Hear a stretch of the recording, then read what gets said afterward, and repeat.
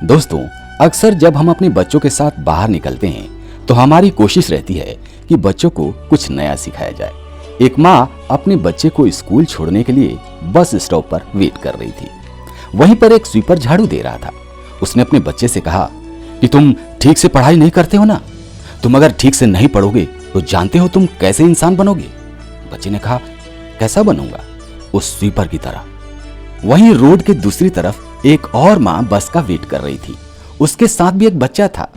उसने कहा, बेटा, अगर तुम ठीक से पढ़ाई करोगे ना तो एक अच्छे इंसान बनोगे, एक बड़े आदमी बनोगे, और जब तुम बड़े इंसान बन जाओगे तो इन जैसे लोगों की मदद कर पाओगे।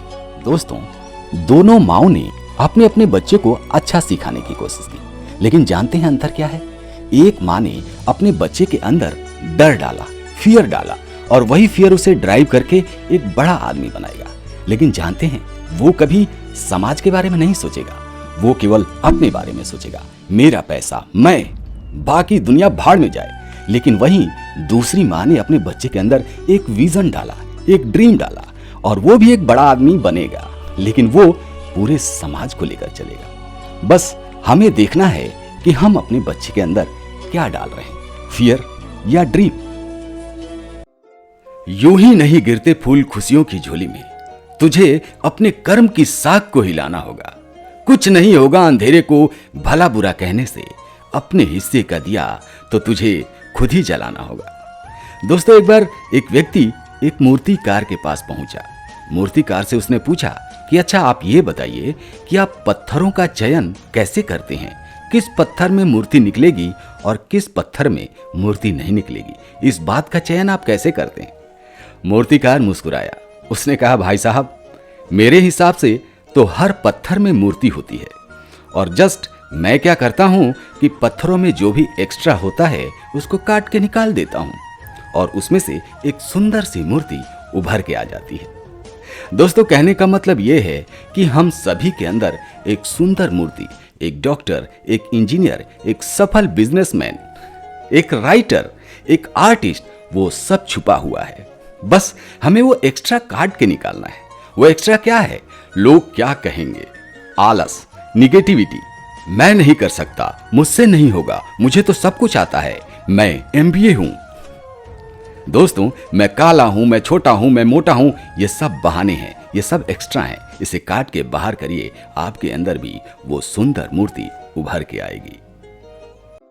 किसी ने क्या खूब कहा है कि सभी की नजरों में मैं नेक नहीं हो सकता, क्योंकि सभी के चश्मे का नंबर एक नहीं हो सकता। दोस्तों, एक बार की बात है, एक उद्योगपति एक गांव में एक जूते की फैक्ट्री लगाना चाहते थे। इसलिए उन्होंने 2 व्यक्तियों को सर्वे करने के लिए भेजा। वो ये जानना चाहते थे कि गांव में जूते की फैक्ट्री लगाना फायदेमंद है या नुकसान भरा है। एक व्यक्ति दौड़ कर गया और दौड़ कर आया। उसने कहा, बॉस, यहाँ जूते की फैक्ट्री बिल्कुल मत लगाना। बॉस ने पूछा, क्यों, क्या कारण है? उसने कहा, यहाँ कोई जूता पहनता ही नहीं, तो आप फैक्ट्री लगाकर क्या करेंगे? उसने कहा, ठीक है। उसने दूसरे व्यक्ति का इंतजार किया। दूसरा व्यक्ति भी दौड़ता हुआ आया। पूरे एक्साइटमेंट में उसने ये कहा कि बॉस, जूते की फैक्ट्री लगाना यह बहुत बड़ा फायदा दे सकता है। उसने कहा, क्यों, तुम्हें ऐसा क्यों लगता है?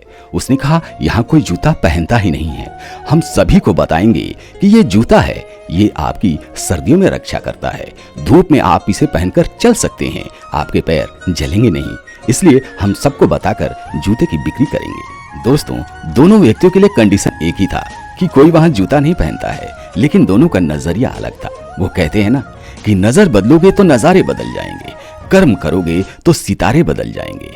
कश्ती बदलने की जरूरत नहीं है मेरे दोस्त, दिशा बदलोगे तो किनारे बदल जाएंगे।